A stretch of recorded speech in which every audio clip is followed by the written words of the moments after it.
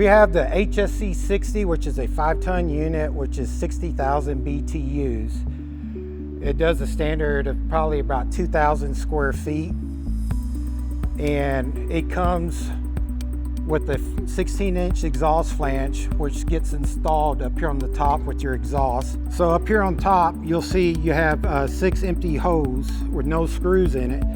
And we have 6 hoses on your flange. You just line this directly up to it, put it right directly over the hose, and it comes with the screws with the flange where to screw it down on all 6 hoses there. And that will seal your flange down to the top of the unit for the hot exhaust air to come up. And it also comes with 2 8-inch nozzles. Here's the 8-inch nozzles with the duct base plate here, which this is removable. So a lot of times for transportation, it's a twist and lock. You just pull this off and the duct base will stay on the unit. But also you got to remember, when you're putting it, it has up and it has down. You want to make sure the up is up and the down is down, so the hose will match up. If this is not correctly done, the hose will not match up.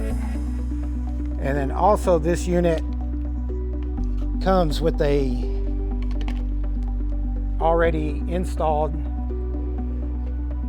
condensation pump, which is right inside this area here, and here's your connection here. So you'll have your 25-foot hose inside the nozzles here when you receive it, when you take it out of the box. You'll have this, and then also inside here in a baggie is your handles and screws to hold the handles to the back of the unit. With this condensation hose, it would actually slip right over this brass fitting here, and it has barbs on it, so all you have to do is make sure you push it all the way in, and once it's in, it will not pull out. And then also here next to that water outlet for your pump, you have a purge button, and that purge button is for if you're going to transport this unit from location to location. You don't want the water splashing out of the pump because they may still have water in there, so you can purge the water out. But also for storage reasons, if you're up north where it gets really cold and stuff, you can purge all the water out of your condensation pump so it won't crack the plastic tank that the water is stored in. Also, on this side you have your condenser filter, which is easily removable, and then there's your coils. Depending on the environment that you have this unit in, you want to make sure you keep this filters clean and the coils clean, but you always want to use a light brush with compressed air on your coils because you can damage them.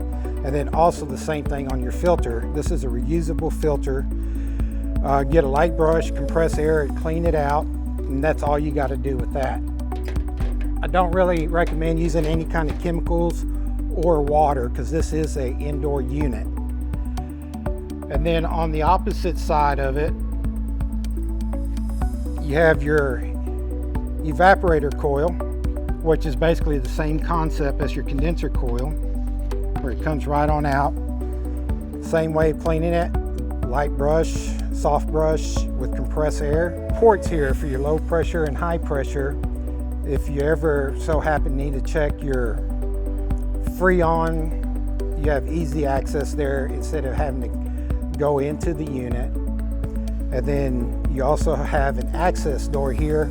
And here's our access door, which is basically what we call the brains of the unit. You'll have your main PC board, fuse, your breaker, your capacitors, contactors, overload relays, and this is where you would come in through this hole here and up to this to hook up for power when you hardwire the unit in. All 4 wheels are lockable, so it's an easy deal. You just step on it and it locks the wheels. All 4 of them are exactly the same. And then here you have your controls. You have your power button. You have your up and down arrows to where you change the temperatures up and down. and they also serve for other purposes, which I'll show you here in a minute. Here's what I call a sprocket, but it's a mode symbol, and then you have your timer button. So basically, when you turn on the unit, when you turn it on here, and then if you want to change it to dehu or just fan, you hit this button. But if you go and hit it again to go back to cool, there'll be a 3 to 5 minute delay, but everything will turn back on. And on this unit, you'll have room cooling and spot cooling. Spot cooling basically gives you the temperature that is right here, basically at your EVAP coil, so your temperature will satisfy a lot quicker. If you have it on room cooling, it gets you the temperature from the whole room. For like instance, right now it's 79 degrees in the area that we are in. When you have it on room cooling, you have your choice on economy mode or not economy mode. When it's on economy mode, once the temperature, your set temperature, if your room temperature meets your set temperature, on economy mode, everything will turn off just like a central air does in a house. If it's not on economy mode, but on room temperature, once the room temperature meets the set temperature, the compressor turns off, but your fan will continue to run non-stop 24 hours a day. So you have your options on that. So let's go ahead and turn it on.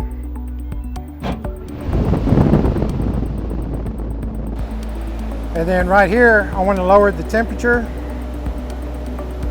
So the lowest will go down to 64 degrees. If I want to change it from cooling to dehu,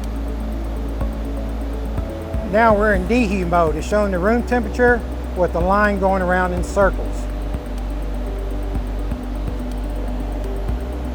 And then if I want to change it to just fan only,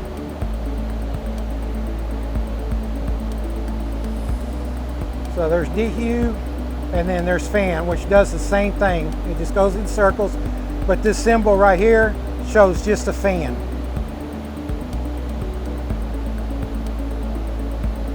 So now it's back to air conditioning, AC mode, which will take 3 to 5 minutes, and the compressor will turn back on. So if you want to put this unit on economy mode, so that's once the set temperature or the room temperature meets the set temperature, you basically hold the up arrow down for 3 to 5 seconds, and then you'll have an eco little symbol over here on your far right that shows now it's on economy mode.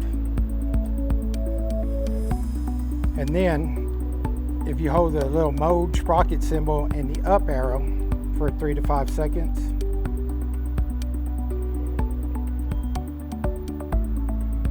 now it's no longer in room mode, it's on spot cooling. So change it back, you hold the 2 buttons again,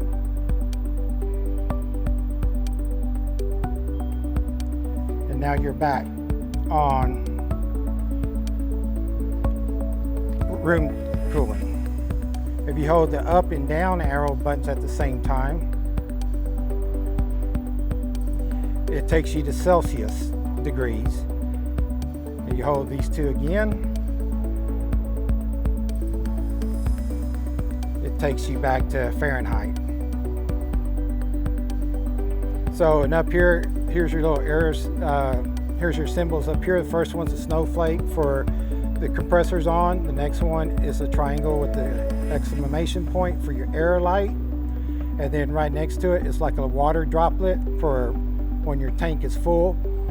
And you'll have an error code show up, a display on your front screen. And basically this control will work on all of our units. The only one that would be a little different is the ones that have heat on it. You'll have a little heater symbol, but everything else will run exactly the same.